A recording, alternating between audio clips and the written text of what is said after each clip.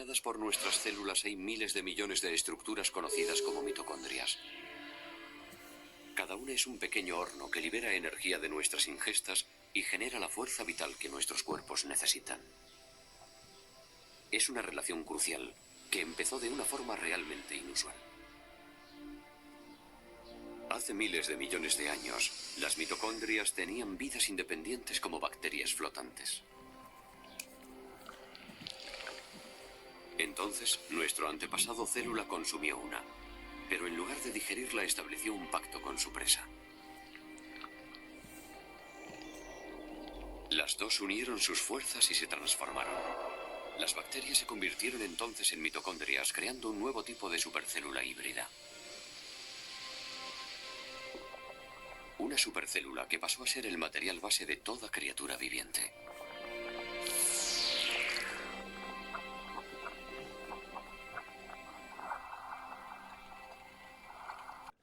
Tema 6. La organización celular de los seres vivos. Gracias a los microscopios electrónicos podemos ver una imagen con una resolución 1000 veces mayor que un microscopio óptico y poder sacarle una foto de lo observado para poder estudiarlo. Las muestras se pueden colocar luego en el ordenador con la técnica de falso color y se ven perfectamente ya que son imágenes en 3D. La célula es la unidad con vida más sencilla y es capaz de realizar las funciones vitales, nutrición, relación y reproducción. Es la unidad fundamental de todos los seres vivos.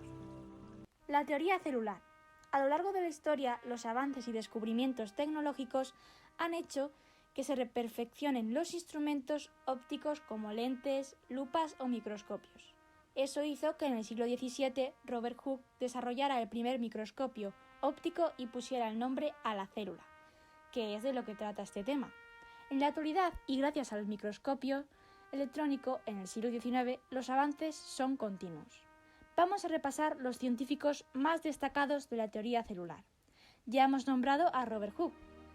Unos años después, en 1674, Leeuwenhoek descubrió los animálculos.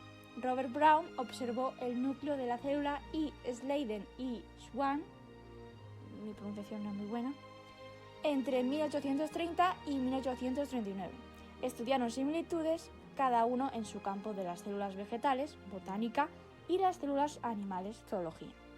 Purkinje puso nombre al líquido que hay dentro de la célula, el protoplasma, y estudió células neuronales a las que llamamos de Purkinje. También desarrolló el micrótomo. Virchow dijo que todas las células vienen de otra célula, omnis célula e célula, y dijo que toda acción empieza en una célula. A Pasteur le llaman el padre de la microbiología y descubrió la vacuna contra la rabia. Y por último, el español Ramón y Cajal estudió las neuronas y propuso que el sistema nervioso estaba formado a manera de un sinticio de neuronas fusionadas. Para concluir, definiremos los postulados de la teoría celular.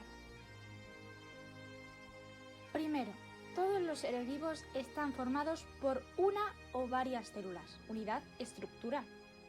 Luego, en las células se producen las reacciones químicas del metabolismo, unidad fisiológica.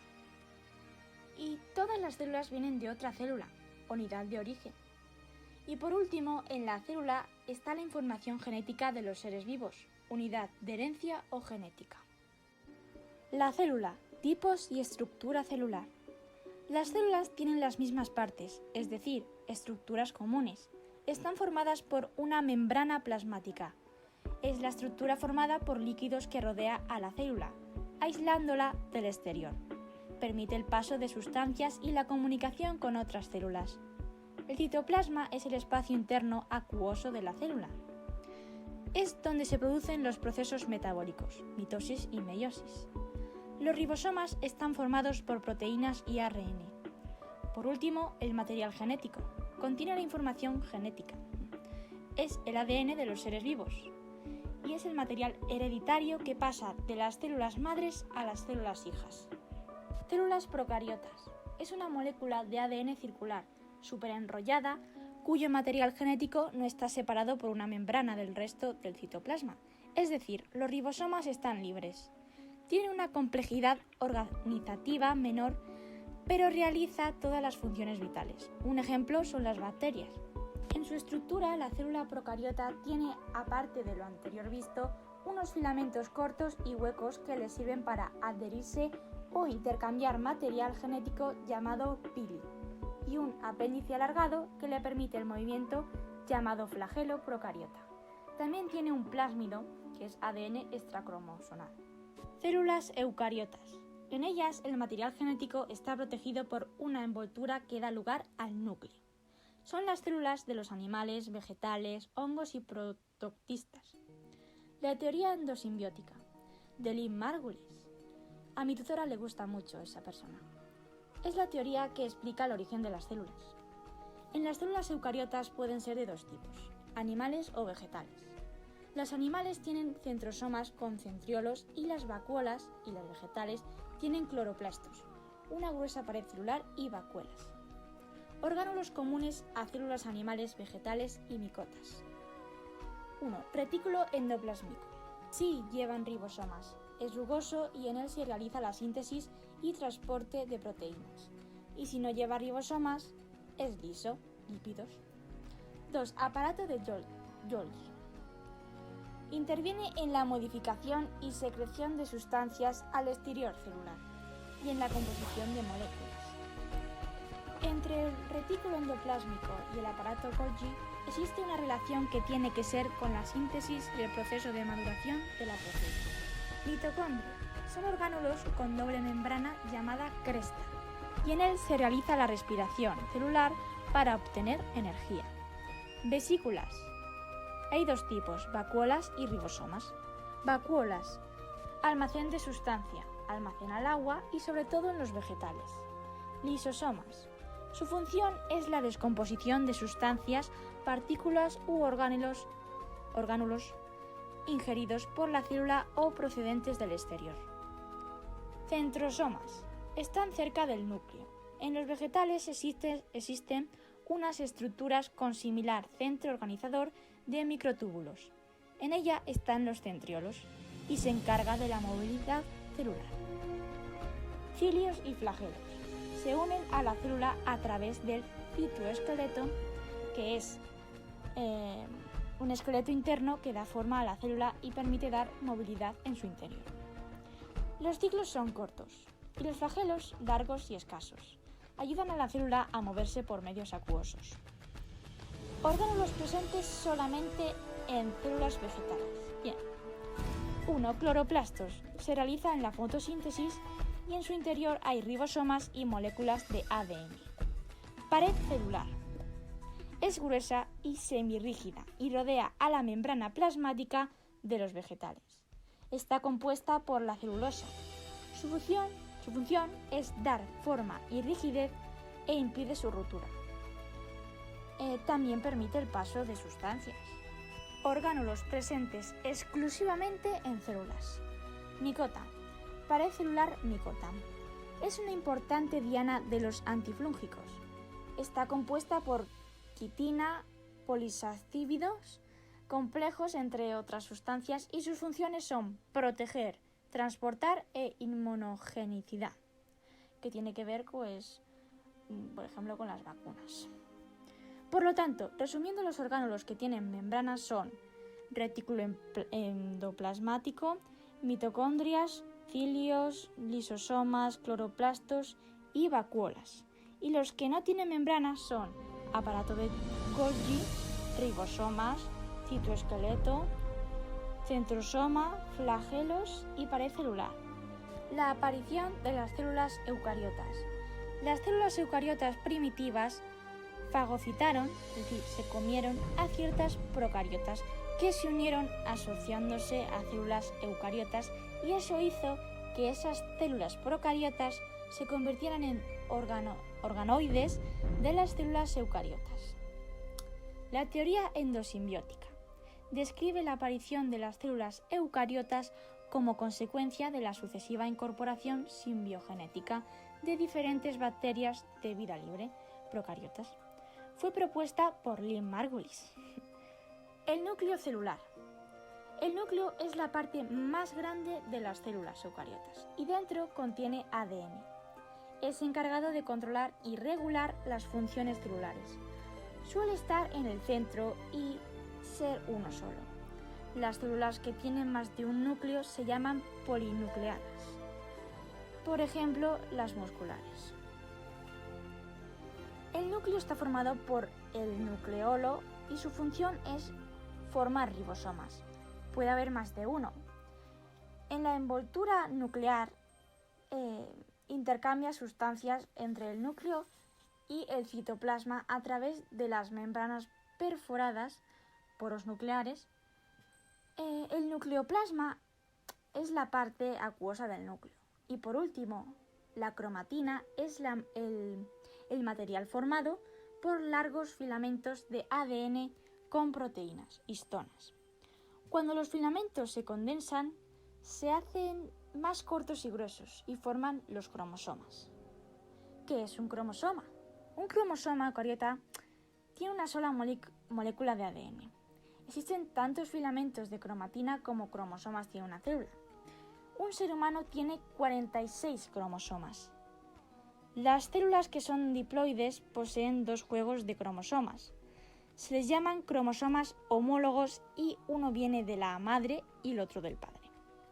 Los tipos de cromosomas se caracterizan por el lugar que ocupa el centrónomo de cada cromosoma. Hay 4 tipos. Metacéntricos. El centrómero está en la mitad del cromosoma.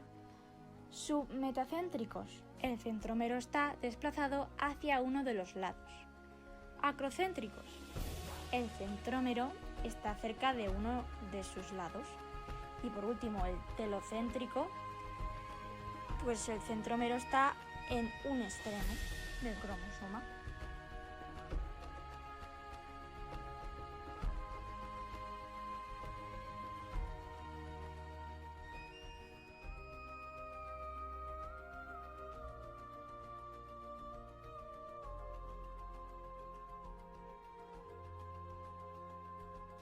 El ciclo celular va desde que nace otra célula por división hasta que se divide en otra célula ella misma o muere.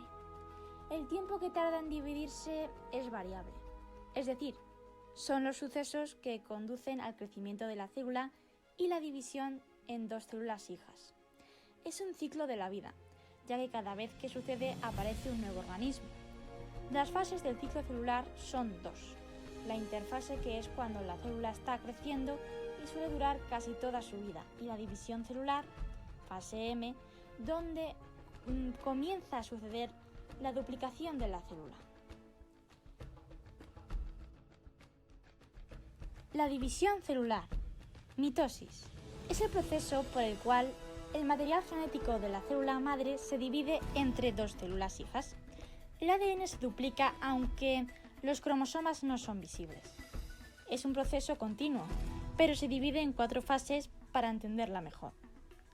La primera es la profase. Se van condensando los cromosomas duplicados. La envoltura nuclear se rompe y los nucleolos se desintegran. Metafase. Los cromosomas se sitúan en la placa ecuatorial. Los filamentos del uso acromático se unen al cinetocoro. Anafase. Los cromosomas se separan por el centrómero y se dirigen a polos opuestos. Y telofase. Los cromosomas hijos empiezan a adaptarse a su estructura cromática. Se empiezan a formar la estructura nuclear y reaparece el núcleo. Citocinesis. Es la fragmentación del citoplasma que se reparte entre las células hijas. En las células animales se producen por estrangulamiento en el centro de la célula. En las células vegetales se produce por fragmoplasto, que se forma un tabique de separación. La meiosis es la división celular doble que se realiza consecutivamente, dando como resultado 4 células haploides distintas genéticamente entre sí. tienen la mitad de cromosomas de la célula madre de la que provienen. Y en la meiosis, en la primera fase de división, hay un periodo de interfase donde se duplica el ADN, pero en la segunda división no hay duplicación de ADN. Formación de gametos. Se forman en las gónadas, ovarios o testículos. La célula madre sufre la meiosis, que da lugar a gametos con la mitad de cromosomas. Este proceso se denomina gametogénesis. Y hay dos tipos: espermatogénesis y ovogénesis. Fin. Espero que os haya parecido interesante. Nos vemos en el próximo capítulo, tema 7, la información y la manipulación genética.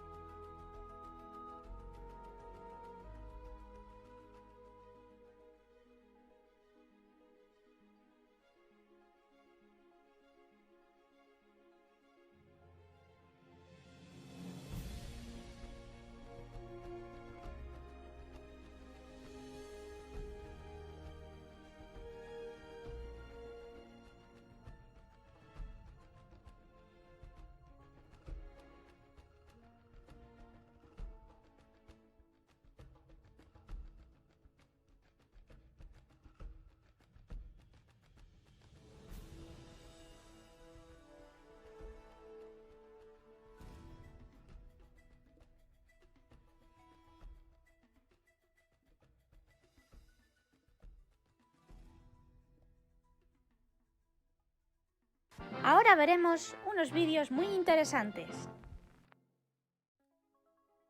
La primera descripción de células data del año 1665, cuando Robert Hooke observó con un microscopio muy simple, construido por él mismo, una fina laminilla de corcho. En ella vio unas celdillas geométricas similares a las de un panal de abejas, a las que denominó células. A partir de ese momento, otros científicos fueron comprobando la existencia de células en todos los tejidos y organismos que observaban. En 1674, Anthony van Leeuwenhoek observó y descubrió por primera vez células vivas y microorganismos en el agua, a los que denominó animálculos. Durante el siglo XIX, el perfeccionamiento de los microscopios y el descubrimiento de técnicas para cortar y teñir las muestras permitió estudiar las células con más detalle y observar estructuras en su interior. El botánico Robert Brown, en 1831, descubrió en el interior de las células vegetales un corpúsculo al que denominó núcleo. El médico Johannes Purkinje, en 1838, introdujo el término protoplasma para designar el líquido que llenaba la célula. El botánico Matthias Schleiden en 1838 y el zoólogo Theodor Schwann en 1839 afirmaron respectivamente que todos los tejidos de plantas y animales están formados por células.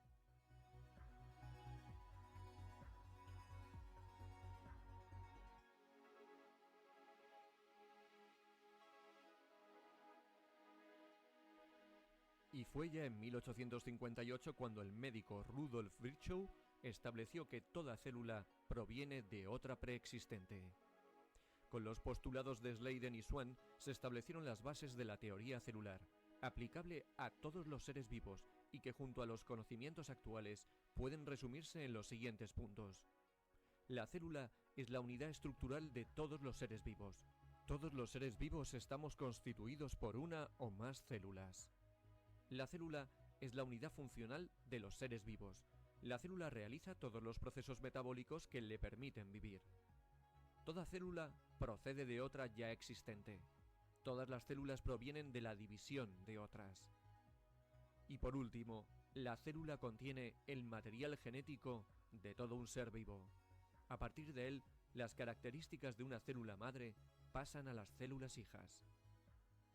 El enunciado de la teoría celular y el desarrollo de las técnicas de microscopía que permitieron ver la ultraestructura celular cambiaron para siempre la concepción de la vida. Las células no eran ya simples estructuras diferenciadas. Se asumió que existía una organización. Células procariotas.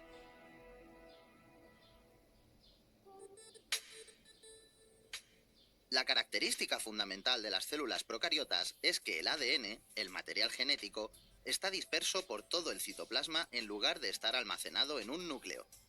Las bacterias son células procariotas. El citoplasma es la sustancia líquida que se encuentra dentro de la membrana. En él se encuentran los orgánulos. La membrana es una capa que rodea la célula.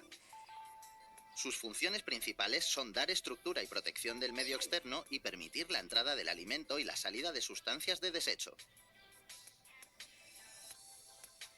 El nucleoide es la parte de la célula en la que encontramos el ADN agrupado.